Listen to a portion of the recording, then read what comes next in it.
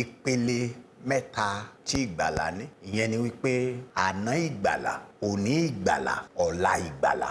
Ìrírí àná nínú ìgbàlà, ìrírí òní nínú ìgbàlà, ìrírí ìgbàlà ní ọ̀la. Kí ni ìrírí àná ìgbàlà? Ìyẹn ni ìpele àkọ́kọ́. Ẹnikẹ́ni tó bá ti gba Jésù Kristi, ìwé mímọ́ wípé ó ní ìgbàlà. Iṣẹ́ àwọn àpọ́stélì orí 16 ẹsẹ̀ 31.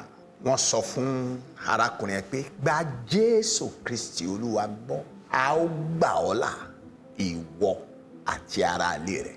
Éfésù orí 2 ẹsẹ̀ 8 pé orí ọ̀fẹ́ la fi gbà wá là nípa ìgbàgbọ́. Ìgbàlà ní àná nìyẹn. Ìpele kejì ìgbàlà ó ní ìgbàlà lónìí. Ìyẹn ni wípé nígbà tí Ọlọ́run ń gbà wá kúrò nínú agbára ẹ̀ṣẹ̀, nígbà tí Ọlọ́run ń gbà wá kúrò nínú agbára ẹ̀ṣẹ̀. Ìwé Róòmù orí 8 ẹsẹ̀ 13.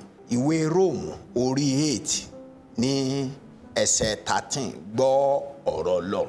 Nítorí bí ẹ̀yin bá wà ní ti ara, ẹ̀yin yóò kú, ṣùgbọ́n nípa ẹ̀mí bí ẹ̀yin bá ń pa iṣẹ́ ti ara run, ẹ̀yin ó yè. Ìgbàlà nísinsìnyí, ìgbàlà lónìí ó ní ìdáǹdè kúrò lọ́wọ́ agbára ẹ̀ṣẹ̀ nínú wa. Bẹ́ẹ̀ ni ìgbàlà lọ́la, ìyẹn ni òpin ìgbàlà. A ó gbà wá là kúrò ní iwájú ẹ̀ṣẹ̀ nígbà tí Kristi bá dé. Ìwé Hébérù orí 9 ẹsẹ̀ 28. Hébérù orí 9 ẹsẹ̀ 28. Ẹ gbọ́ ọ̀rọ̀ Ọlọ́run.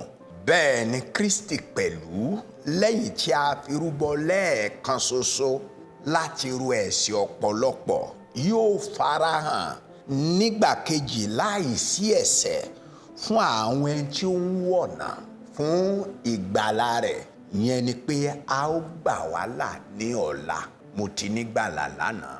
À ń gbà mí là lọ́wọ́lọ́wọ́ kò nínú agbára ẹ̀ṣẹ̀ tó ń fẹ́ máa fìdán nínú mi.